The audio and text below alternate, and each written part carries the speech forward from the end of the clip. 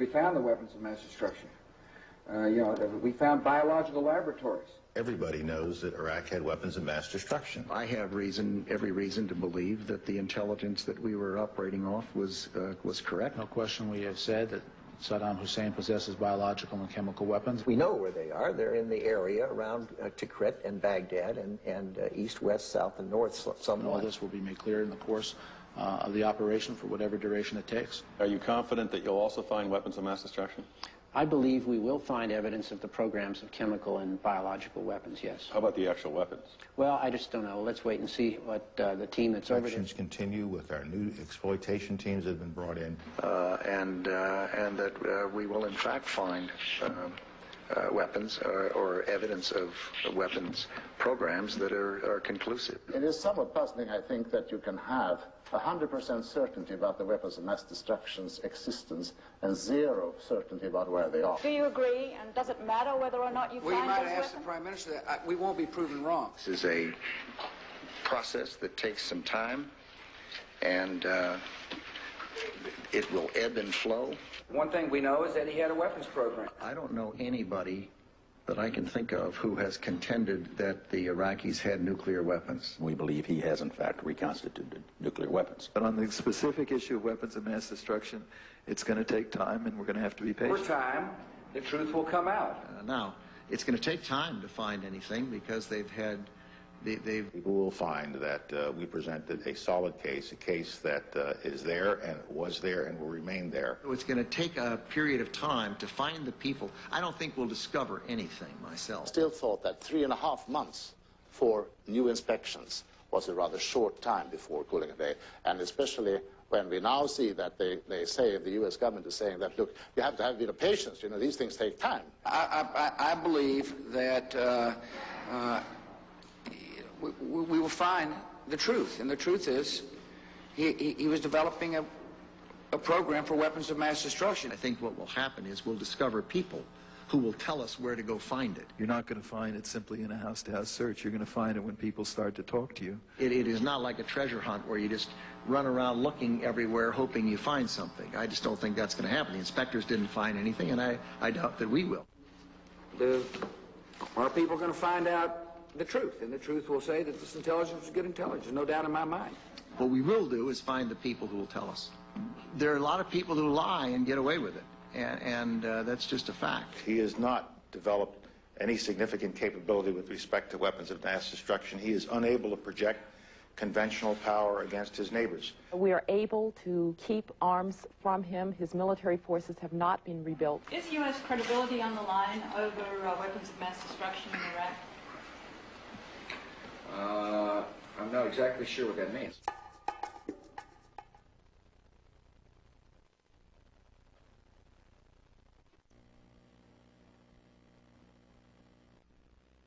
Thanks to John Greenwald. That was from John Greenwald's Uncovered the War in Iraq. It's just recently been released. So thanks to John Greenwald for that little clip. What was that clip shown for? Sad to say, your president is a liar. The administration is a liar. Who are these people? What are they doing in power? How do they get there? The first thing we need to understand about this is that, of course, these individuals are not particularly from this country. You may be nationally an American, but that does not mean that you actually serve this country. And that's the thing that we have to really clarify for people. Because they speak in American accents and they may even say, hey, I was born here. But these people have allegiances to other forces that you're not meant to know about. And we are now in the age where we're going to know about those allegiances. Because these people are servants of Vatican, these people are servants of the British royal family, and their job is to undermine and destroy the greatest country on the face of the earth. And they're doing an excellent job at it. And there's reasons for that, and we're going to look at those reasons. They have a mandate that's been handed down hundreds of years ago, actually from the inception of the country. And it is to target this country and make sure that it does not rise to the glory that it is capable of. And unfortunately, as I said, they're doing a marvelous job at it. They will receive their pats on the backs. They've already received their knighthoods from Her Majesty the Queen. I mean, that's documented. Well, what have they really done? You see, inner atrocities that happen within the confines of America, and Waco jumps to mind, you know, but the Randy Weaver case, and we all know there's many more. The information that Ted Gunderson, John DeCamp have gone through, we understand that there's enormous injustices that have taken place in America. But you see, what you have to realize is that doesn't really send many ripple effects abroad. It doesn't put people, you know, realizing that there's jeopardy in the United States. That's just America's problem. So these inner atrocities, they don't resonate around the world. A tragedy, therefore, had to be devised that would ruin the U.S. reputation globally. And that is what has happened. America is not now known as a country that doesn't honor international law, human rights, or religious freedom. And American tourists are going to pay for that. It's the famous sabotage from within, as the Roman philosopher and statesman Cicero said. A murderer is less to be feared. They already warned us about it. As President Mubarak said, he has never seen such anti-American feeling being as strong as it is today throughout the world. So if you wanted enemies, you've got them now. Because Al-Qaeda is a fiction created by what you jokingly call neocons. Neocons are just a catchphrase used by the other side. It really doesn't have much meaning at all. A neocon is a skull and bones man, is what a neocon is. A neocon is a Straussian, a follower of the philosophy of Leo Strauss and other demagogues like that who prefer not to come in front of the camera. A neocon is a Russell Trust agent and a Freemason. And they are themselves lieutenants for other powers. And their job was to create enemies of America. They are enemies already on domestic soil, and now their job was to create foreign enemies with the idea that this country is beset by enemies and is thought of wrongly and is considered wrongly. Well, why not? The proof is there, isn't it? I've said in my other works, and Anthony and Jordan have gone into this, that these individuals are obviously related to the dynasties of old. Father George and his wife Barbara are both descendants of Godefroy de Bouillon, who in 1099 was leading European noblemen in a successful crusade to recapture Jerusalem from the Islamic faith and moved into the king's palace there at Temple Mount. And Godefroy was the first king of Jerusalem and the Duke of Lower Lorraine, a major region of the Illuminati bloodline. Bush is closely related to every European monarch on and off the throne and has kinship with every member of Britain's royal family, the House of Windsor. But the Windsor is again a catchphrase.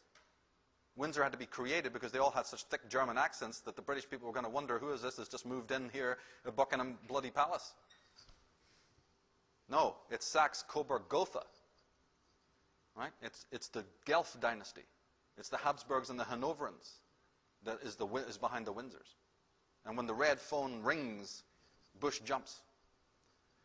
He's related to her daughter, Queen Elizabeth. So, want to know who's behind Bush? There it is.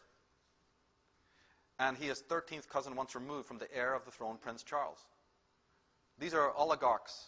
These are aristocrats. And, of course, because of the wars and the rise of rebellion, they can't operate openly anymore from the throne and hang people in the streets like they used to do in my country, where the nobleman, the lord, would literally stand on his balcony and watch the rebels be hung, drawn, and quartered.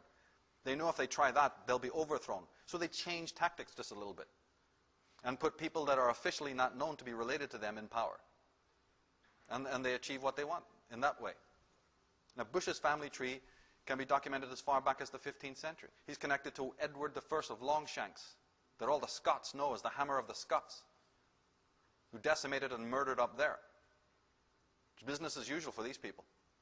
And the Bouillons were servants, though, of Pope Gregory VII, particularly Godefroy. He didn't just dream up this idea on his own. He was sent. He was an agent, as his descendants today are agents. He was sent by the Pope Gregory VII and Urban II. And his wife, that's the senior Bush, of course, him and his wife are both related to the same British monarchs. And Clinton and Dole and Gore, the rest is the same. I go into that in my other works.